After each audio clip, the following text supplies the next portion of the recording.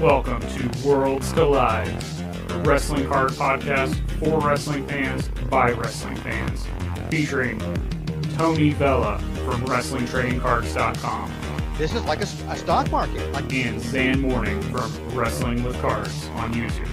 And I'm not saying there's a right or wrong answer, I'm just posing the question. Join them as they navigate the world of wrestling cards, helping you build a bigger and better collection and making some money along the way.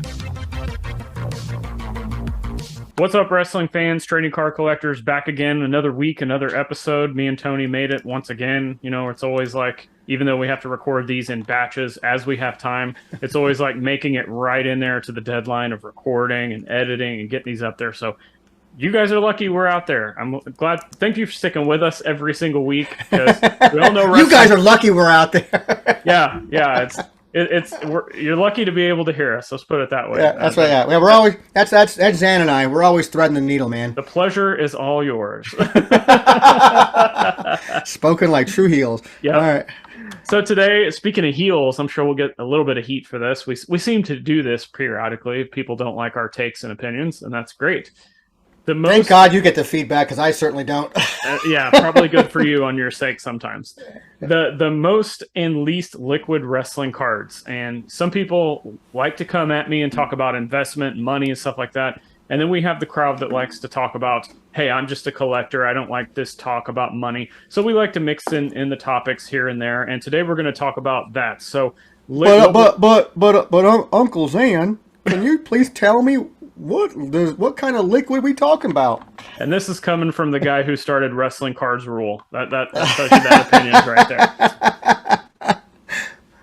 All right, so what we're meaning by liquidity in these cards is the friction of being able to get in and out of them. So if you buy a card, are you going to be able to sell it tomorrow, regardless of what that amount is? Is this a card that sells every single day? Is this a card that transacts once a year, if that? Is this a card that has never actually had a sold listing, whether private or public? That's really what the liquidity means. And today we're going to highlight some cards that are maybe a little bit more liquid for those of you out there who are like, I don't like stocks, I don't like crypto. I want to put my money in something where I know it's, quote, safe, meaning that they might get a better return on that than they would their savings account, but they aren't necessarily looking to like make thousands of dollars on or 10x or whatever. So we're going to talk about some of those, and then we're going to talk about, this is where I think we're probably going to get some heat, some cards that aren't as easy to transact with, that seem to get a lot more hobby headlines. Me and Tony have talked about that a little bit just through text messages or offline about, there's these cards out there that people clamor for, but yet once they go up for sale, it's like nobody's wants them all of a sudden. So anything you want to touch on before we get started on talking about this topic today? No, this is way more up your alley than mine, because I'm, you're heavy into this kind of stuff than I am. I learned through talking with you, watching your sales, listening to other people and seeing how they're moving things around. So I'm constantly learning more about this entire market and how it works, kind of thing. So, I mean, the basic premise of it is pretty simple and easy to understand, really. It's just kind of, again, like anything else in this hobby and anything else in life, it's just kind of doing your homework and trying to understand what you want to invest in, I guess, or move quickly if you can. And I think it's important that we cover some of this stuff periodically, because wrestling cards, unlike a lot of other segments of the hobby, there are less people thinking about these kinds of things, I think, within wrestling cards. And I'm not saying you've got to take what we're talking about today. Hey, this episode may not even be for you. And that's okay if it's not. It's just we like to give these perspectives that are hopefully going to help people, whether it's how to buy and sell and flip, how to invest, what's a liquid card, what is super collecting. Like, all of these things make up the hobby, and we have to have all of them to go around. So we're going to kick things off.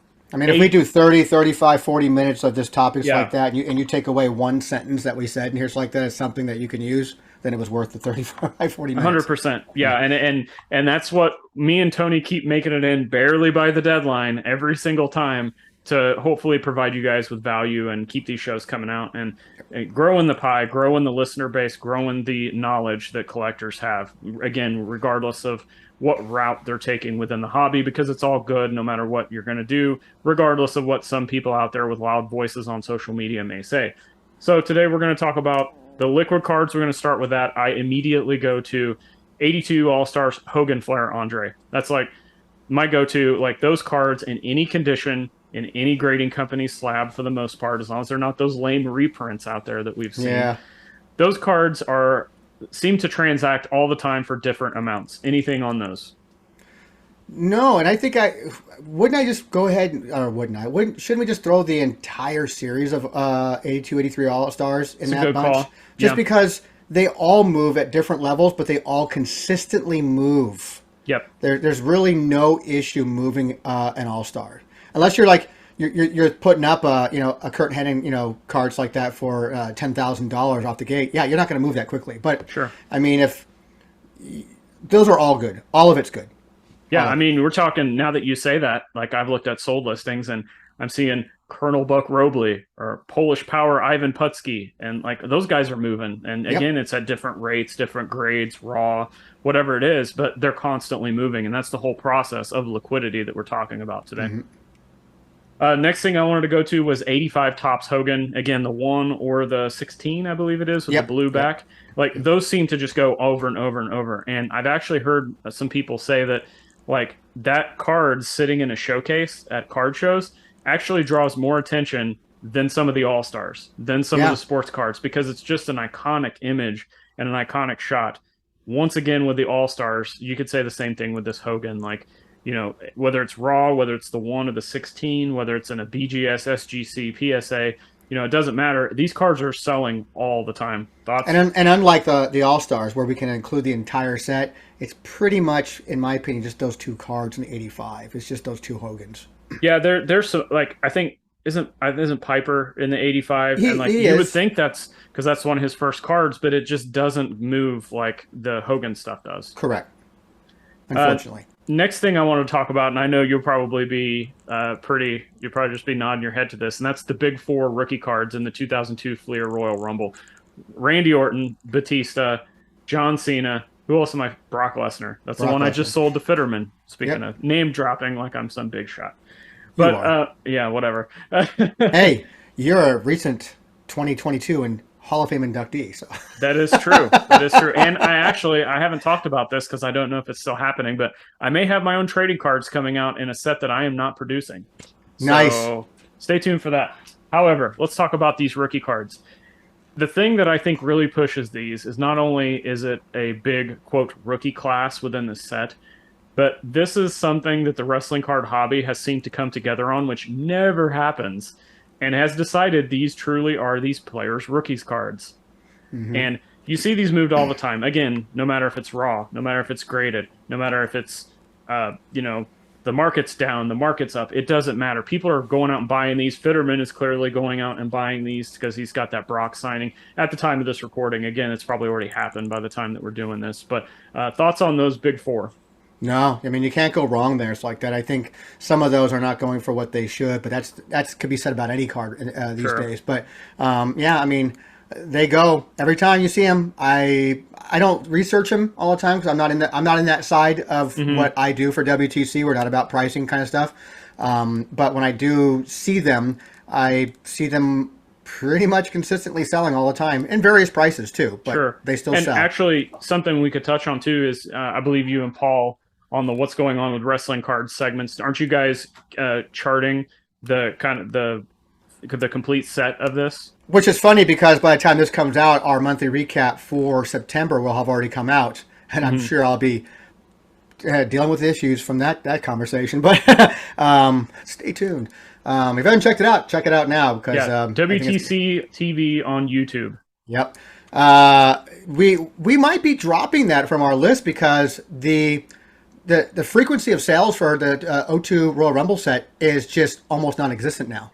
Wow, that's interesting. It's gone now 5 straight months where it's either been in the first couple of months they were only master sets sold, meaning that it was just the base set plus all the inserts, but no autographs, stuff like that, like just the inserts. And those were only selling as a master set. Whereas, and not just a base set, or we don't track the singles. We were tracking just the set to see how it was moving. And this last month for September, 0.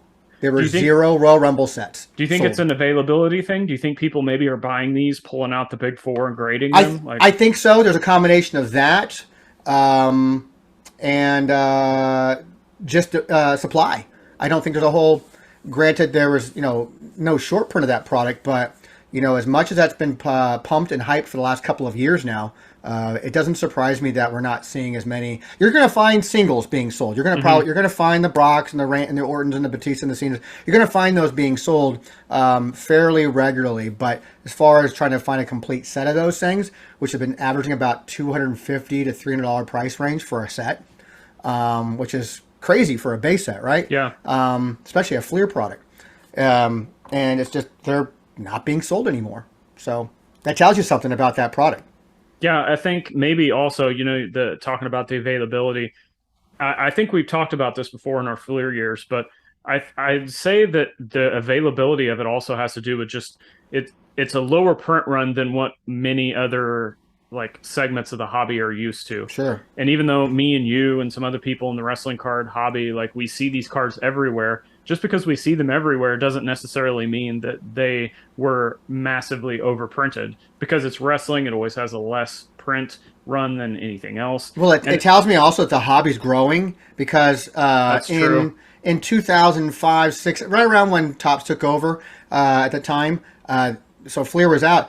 There was a time I had probably 30 to 40 sets, 30 to 40 sets of Royal Rumble because I had gotten so many 5,000 count boxes from an old seller on eBay back in the day, and I had so many I couldn't even sell them.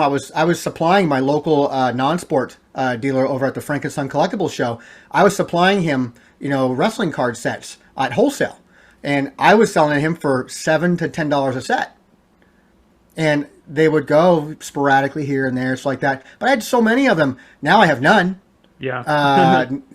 And you don't find them anymore, which is maybe that's because people are either hoarding them or they're moving. I mean, people want those 4 cards. Mm-hmm. All right, last on my list that I had is gold parallels of anything, whether that's Finest, whether it's Prism, whether it's Select. I've seen a lot of hype around the Select stuff lately, but it just a lot of people see the stuff I put out there, I get tired of seeing gold this, gold that, gold everything. It's not because I think the cards are bad. It's just it goes into that kind of group mentality thing. I'm a huge 82, 83 All-Stars fans. Secret Sauce. I think the same thing about those. I get sick of seeing them all the time, and even though it's one of my favorite sets, it is my favorite set. I get tired of seeing them, just like the gold refractors. It's not that they're bad cards. Clearly, I have them. It's just that I get sick of seeing them. That being said, we see them move all the time. It doesn't matter what it is. Gold sells all the time, no matter if it's Tozawa, that I don't even think he's with WWE anymore. And some people listening to this may not even know who he is. Whether it's a gold Prism from one of those NXT UK guys that nobody's heard of, or whether it's a Hogan or a Rock or Steve Austin, whatever it is, even gold parallels, the paper gold parallels of AEW series, the Series 1, those sell really well, and there's a lot of popularity built in behind them. Gold just sells. Thoughts? Are we talking, and you're specifically really talking about gold in the more modern type stuff? Because anything. we have golds in Fleer product that don't sell. Yeah, and I think that's because I think it's even Topps paper gold sells. So I think it has to do with the product itself. So maybe you're right that the Fleer or let's replace pink or purple in those classic parallels with gold. Those may not sell very well, but it just seems like the Topps and Panini stuff of all gold, whether it's paper and specifically the shiny stuff, does really well. Just like everything else we've talked about, different names at different prices. Some are graded, some are not. But you're always seeing gold stuff move. You're always seeing gold stuff posted on social media. Yeah, true. Anything else you would like to touch on of something you've seen, liquid cards in and out all the time that we haven't touched on yet? I mean, you got to throw anything from the Rock era, from Rock stuff back then. I mean, yeah, that stuff moves consistently, no problem whatsoever. Especially for as rare as people like to make it seem be, for that 98 Comic Images Rock autograph card, there seems to always be 1, 2, or 3 of them up there at any given time. And they're always moving, always. Yep. There's nothing about. I mean, so that could be thrown in there. I mean, that's pretty much what I got in those. I mean, outside of like, we're not going to be talking about one of ones and things like that. And No.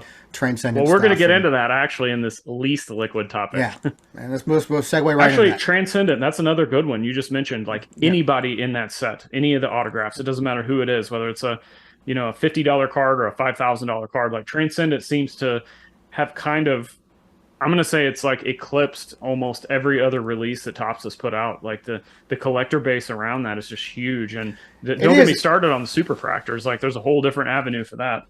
Yeah, and it just seems like it wasn't. I don't think the Transcendent stuff was what it was when it came out originally either. It was a high end thing, but then it became like this very affordable for the price point that it came out at product to go buy. You can pick off singles of things that you wanted for an affordable price, and so people are just flipping and flipping and flipping and flipping, and it just seems like it does sell. Yeah, and if you want to check out one of the best cards in there, go to my YouTube channel and check out Drake's PC. It's got the Vince McMahon Superfractor, and we tell the story about what went into that as far as like how he justified a dollar amount for purchasing that based on purchasing cases and cases of that. So make sure to check that out if you're interested. But let's go ahead and move on to the least liquid. Steal. He got it for a steal. I still think so. You know me. I've been hyping up the Vince chain for quite a while. Not that he's selling that card, but that's actually a good example that we can use while we're talking about the least liquidity. What we're talking about here is cards that don't sell, don't transact. Maybe that's because they're not very popular. It's like maybe you don't want the Johnny B. Bad 1995 base cards. What? That's not very liquid. Then actually, you know what? That actually is probably more liquid than what we're going to talk about, which it's a weird dynamic that we have talked about offline is how people clamor for these cards. Oh, I want that gold. I want that Superfractor. I want that PSA 10. But yet, whether I get it, you get it, somebody else gets it, and puts it on Twitter, puts it on eBay, puts it wherever, and it says, hey, I've got this available. I'll take trade. I'll take, $200 of under comps. Nobody is interested. And before we start talking about some of these cards, that's just like this weird etiquette thing that I'd like to touch on. What do you think about that? It's weird. That's all I have to say. It's weird. It's frustrating too because it makes me not want to get on social media to try to sell anything, and just put it in a store, for a fixed price and wait for the person to come along and pay my price for it, whether it be a fair price or not. I mean, I don't get it. I just don't get the mentality. It's like almost where people want something. Everybody wants something for the least they have to put out for. I get that. Sure. But when I'm trying to offer you something that you've been clamoring and clamoring and clamoring, I want this card, I'm looking for this card, I PC this person, I want it, and then you tell them what a price is on it, it's like that, they go, oh, well, I'm not paying that. Yeah, even if the price is, again, several $100s under what a comp would be or whatever. Yeah. Absolutely. Like, I mean, I'm a Loomis guy, so I get quite often people send me links to these Loomis cards, and I go, yeah, but that is grossly overpriced. Or you know what? That's a great deal. I'm jumping on it. It's how I've been able to get some great cards from Loomis stuff because people are looking out. And, I'm on a tight budget, so I make no bones about it. But, especially when you get these guys out there, you see them buying all this other stuff, but then you throw something at them that they're looking for. They're like, oh, I don't want that. I can't. I'm not paying that. I'm like, well, what do you want it for, man? I mean, everybody else selling for $200. I'll give it to you for $100, and you want it for $25. Right. I think we should also touch on, you talked about Loomis, that we should also include, when we're talking about the least liquid cards, be mindful of these things that we're talking about when you're buying something, no matter what that is. Whether it is me and Tony buying Cross and Loomis cards because we like them, we collect them, and we're not planning on selling them, so we're not concerned about liquidity or or value or grade or anything like that. But there are people, I think, out there that we've talked about that are buying something to flip, buying something as an investment. We talked about a bunch of the most liquid. Well, maybe these kind of cards that we're going to mention a few of here are cards that maybe you need to be careful of and really think about it, because if you're going to spend $1,000, $2,000 or more, whatever it is, maybe $50 is a lot to some of you out there. That's fine. Just be mindful about what you're spending, because if there was something to happen and you needed that money back and you needed to sell it, you may not be able to get that amount out of it. You may not get any amount. There may be no interest based on it. So something to be mindful, I think, that we need to talk about more just when we're buying stuff as a collection, and being mindful of how often it sales and when you can get out of it. So Hmm. obviously you can put it up for a 99-cent auction and get whatever it gets, but you're generally you're really going to take a loss. Like I picked off a Karrion Kross 101 Platinum from NXT this week for $27. I That's mean, awesome. because it was an auction. I mean, I just don't, people are leaving themselves out high and dry on the auctions. But let's talk about some liquid cards. Mentioned the Vince McMahon Super Fractor Transcendent Auto. That's a card that I mean, let's just be honest. It's out of the price range and out of the ballpark for a lot of people that would be interested in the wrestling card space. That's super high end. And that's going to be something that, I don't think there's probably a few like really deep pocket collectors out there that are not wrestling card collectors per se. They might have interest in that. But outside of that, that card is not going to have a lot of demand on eBay or, unless it's one of those accounts that are stealing people's cards and putting those up on eBay. We've had a Yeah, lot of yeah. that happen lately. But I think people really need to be mindful when you're thinking, myself and others, we kind of preach go after the rarity, go after the scarce cards. Those are what's going to hold value, blah, blah, blah. But again, think of your entry price. If you're going to buy a parallel, black parallel out of 10, gold out of 10 prism, something like that, really think about, you know, are you truly buying this to collect it? How long do you want to hold it? Can you financially do this without putting yourself in a bind? Because I can tell you firsthand, I have purchased a lot of cards that are kind of in this realm, and it was a PC item, something I wanted, and I had it for a year. I had it for 6 months or whatever. It's not like I bought it to flip, but I just bought it because I thought, well, this is a cool card. But then when I put it out there in comps compared to other cards of other talent that are in the same ballpark, it was just like there was no interest. And some of Yeah. those cards I've still been sitting on for a year or 2 years, and they're just sitting on my eBay store with not even a hey, I'll give you $25. It's just no interest, even though sometimes they are big stars. So Do we you feel like talked. maybe when you're doing, like, I'm going to ask you, did you feel like when you bought that card originally, then, um, did you? I mean, you normally do all your homework. Do you feel like maybe that you overpaid at the time, or did you get a deal at the time you thought? Neither. I think it was kind of a 50-50 thing. I was like, I think this is a good store of money, but I also just love this card, so I don't really. Okay, But so then you all of a bought you, sudden, you bought out just mostly out of nostalgic purposes, that you liked it for whatever yeah. reason. Because I say the same thing. I would throw all these color blasts in there in that same realm. Hmm. That these are the same kind of like least liquid type of cards because they're just so And difficult to move. if I was gonna spend that much money on a color blast personally, like hypothetically, let's say this next round of Panini products, Cross has a color blast. I'm gonna be buying that to put in my collection, Sure. and I have to be mindful of what is overpaying, and what is something I'm willing to just. Essentially, it's not a zero sum game because again, I can always throw it up for 99 cents if I had to. But it's like, what am I willing to sink this money into to sit in a box for potentially forever? So it's just something that people need to be more mindful of, I think, Hmm. Agreed. because you see all this promotion about especially in sports cards, like, oh, this gold sold, this black finite one of one sold, this rookie patch auto sold. And I think a lot of people, myself included, sometimes think that we can do that with wrestling, and it just doesn't always work like that. And we also have to take into consideration changes in market dynamics. Like, the wrestling card hobby is bigger and better than it's ever been. We've got more collectors, but that doesn't necessarily mean that they're going to be able to have the funds and be willing to put down that money for these super Yeah. rare cards. So Yep.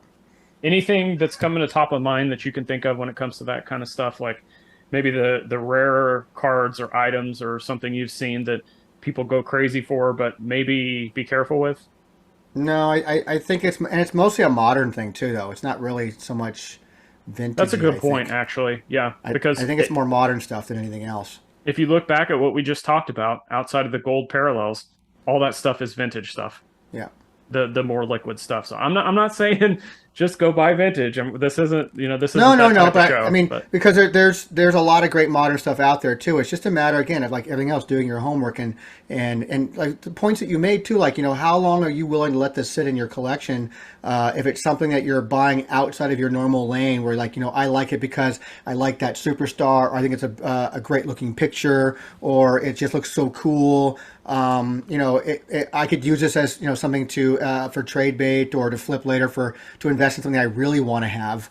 It's just important to make sure you're doing your homework on that kind of stuff and how much you're willing to spend. Never break the bank, man. Never go outside whatever your budget is. And plan ahead. Right now, as we speak, I'm like mentally and financially planning ahead on my spending for what kind of cross Panini stuff is going to come out. Yeah. And that's not, and I've also learned my lesson as far as, wait, unless it's, let's say hypothetically it's a gold out of 10 or lower on the numbered parallel side. If those things come out at launch, I'm going to have to pay the piper because, I'm not going to pass up. But, if there's a out of 299, out of 199, a flash out of whatever. Sure. Like, wait I've learned my lesson on that from buying past cross cards. So I can wait on those. But again, it's something I'm financially and mentally having to plan ahead for. And I just don't think a lot of people do that. They just, oh, squirrel, oh, new shiny thing. Let's buy it all. And the next thing you know, they're broke and they're selling their collections for pennies on the dollar. Yep, and that's kind of where I'm at with my Loomis stuff. I get messaged all the time about this 1 of 1 up there or one number to 10 kind of thing. And I'm like, even for those, like, if I miss out on them, I miss out on them. But I have my on my watch list. I constantly keep monitoring them. I mean, I went through this with one of the, I think it was a select card. Was it select? No. I mean, I can't remember what it was now. I have it right here in my drawer. It was select. So I was interested in picking up this card right here, which is numbered 5 of 5. And the person wanted, it was grossly overpriced. And I just sat and I waited. I'm like, that's fine. I'll wait. And I'll wait. And I'll wait. And he finally put it up for auction, and I got it for a fraction of what he actually was trying to get from the beginning because I wasn't going to play the game. Yep. Just because, it's a detriment to you as well when people know that you are a super collector of somebody. Yeah. So they use it against you or they'll hold it hostage against you sometimes. Other times, people are just happy to see it in your collection. Like, I'm happy to let this go to you because I know you appreciate carrying cross stuff. It's going to go to you. Right. So it's kind of both ends kind of thing. So just kind of wait, But we're kind of getting off topic, but no, I think that's just part of an element that ties into the making cards not as liquid is just a lot of these things need to go into that. The other thing I want to touch on, and this isn't, we just touched on the Royal Rumble complete set and how you're not seeing. I think we're at this point where complete sets are not as liquid as they used to be. And what I mean by that is I have actually had for my eBay store, quick plug again, I've had complete sets, and I'll put the complete set on eBay and I'll put it for, $20, $30 under comps, and it sits and it sits and it sits.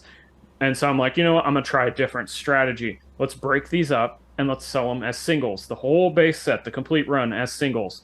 And I'll end up selling, 60, 70% of those singles and make more money off that than I did the complete set. It's a very strange thing. And I think that, that is I remember like growing up in junk wax era with sports cards. It was like, buy the complete set, put it away, and then it's going to put you through college. Yeah. And I think there's a little, that mentality is kind of carried over. I'm not putting down base set collecting because if I was to do that, I would have to put down my cross collecting or Loomis collecting. So it's in that same realm. I just think that you need to be a little bit more mindful because if you have a 98 Rock Comic Images base card, even like a PSA 6 or Raw or whatever, you're going to be able to move that a lot better than you are a complete set. Yep. So that's just something I wanted to touch on for anybody out there that's, going after complete base sets. Which is sad to me in a sense too, because I mean, back when I was heavy into collecting, I was a set collector. So that's what I went after. But I was also not someone who was buying base sets completed for me. I was completing my own base sets because I was cracking open cases, and selling off what I didn't want. But yeah, I mean, it's a different era now in the card community. It really is. So Panini's changed that for us. I don't think Upper Deck was too out of the realm with how they do things. I mean, it was still very Topsy type stuff where the levels of parallels they had and stuff, but. And we do that in our monthly recaps with Paul, so like that where we see that base set price is now in that $25 price point, and they're selling consistently. We have at least 9 consistent plus sales every month, so it's easy for us to track those sales. But base set collecting is just it is a dying breed of collectors out there in a sense, but I think most of those guys, anyways, aren't looking to move anyways. They're collecting Yeah. to collect and add to their. So there's really never been a whole lot of like. It's not a very liquid asset to have, anyways. Yeah. It's just something you're keeping it and you're done with it, kind of thing. And if you move it, you're moving as a set to somebody else, whether it's a gift or it's probably at a loss to whatever you paid for it. It's not something that you're not looking to make money off of. Yeah, like I said, that a lot of that stuff is in my eBay store. I end up, when I buy out collections or buy bulk, a lot of times there's multiple complete sets in these things, and it's easier for me to just break them out, and sell them as singles. But we've talked a little bit already about how you can kind of manage, how do you justify making these purchases and balancing that act between liquidity and non-liquid stuff. I like to buy like a lot of liquidity stuff that is, I know I can get a good deal on the entry point on the cost, to then fund the non-liquid stuff, and just keep it, because that's a safe way to do it. I always have the money from the sales of the stuff I know will sell, whether it's $1 or $100. But then over here, I get the fun stuff that I get to collect that, I don't really plan on selling it anytime soon. So what difference does it make whether it's liquid? As we're closing out, I want to get your opinion on this, because this is something that I think it kind of blends both worlds, and we haven't touched on it yet. The AEW metal set that's coming out. It's going to have the PMGs, and Card Foundation guys interviewed Billy from Upper Deck, and he talked about how the PMGs are going to have the traditional lineup as the old school basketball ones had, which was only numbered to, I think, 99 or 100, with the first 10, I believe, are the green. I get this confused all the time. There's so many that are green, there's so many that are red. We've seen other precious metal gems come out that are, blue, gray, pink, whatever you want to call. So we know that there's this built-in demand for PMGs and AEW. But again, we just talked about how maybe some of the demand for some of these things means that, hey, if I buy this card, I'm kind of stuck with it. Where do you think's the rubber to the road, so to speak, on this release as far as liquidity and popularity? I don't know. It's tough. It is tough. I think most of these collectors, aren't understanding of what PMGs are to begin with. It's not within their realm. Two, it's a tough call. It really is a tough call to figure out how people are going to react to this. And those cards are going to go for crazy overpriced market values right out the gate. And I don't know if waiting on, and again, if they're numbered to 99 or 100, 199, it's not like they're super limited. But that's the thing.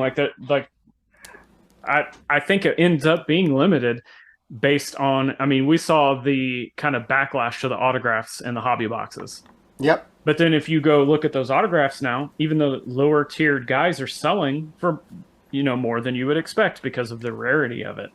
I don't know. Are they? Is AEW autograph cards selling? Because I remember when that stuff came out the gate, guys were trying to get dotted lines for $4,000, $5,000. No. Well, what I'm saying is, like, if you compare a Topps release to, say, a Big E auto, as opposed to in AEW, maybe it's a Billy Gunn auto or something like that. I think they sell for better just because there's not as many of them out there. Maybe. And I don't really monitor the pricing on AEW stuff.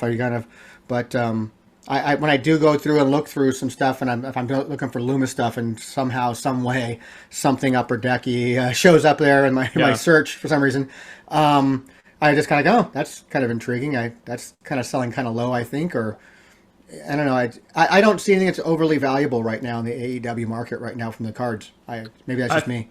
I think the PMGs, like, on the surface, are going to be really big, but I just want to see what the fallout of that is, because it's like you said, I don't know that there. Come on, we look at that Hogan PMG. It's one of the biggest cards in wrestling right now, and so many. It's also Hogan though too. There isn't a Hogan in AEW. That's true. Yeah, and so that's a factor. Maybe MJF's going to be your big one, probably. Probably one of them, yeah.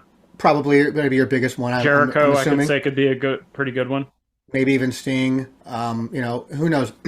But it's going to be interesting to see. I think you're going to see what the market is going to be like in that first month to 2 months after it gets released. Right. That's what I'm going to be interested in seeing. I want to see if people are going to, out the gate, they're going to be probably asking for $1,000, $2,000, something like that for these PMG cards. I'm interested in seeing what's going to happen in let's say it came out this week. I want to know what it's going to be like in January. Yeah, good call. Yeah, that would really, and then you see how many of these are shilled and how many of them are transacting. Yep. Are these liquid? Are they not? You know, That's not going away. That shill bidding thing and these pumping up of values like that, that's always been here. Yeah. And it's not going anywhere. It's just not. I mean, it's just. I don't know why people are treating it like it's a new thing. It's not new. It's been going on since the days that I was, using eBay on the regular back in the early 2000s.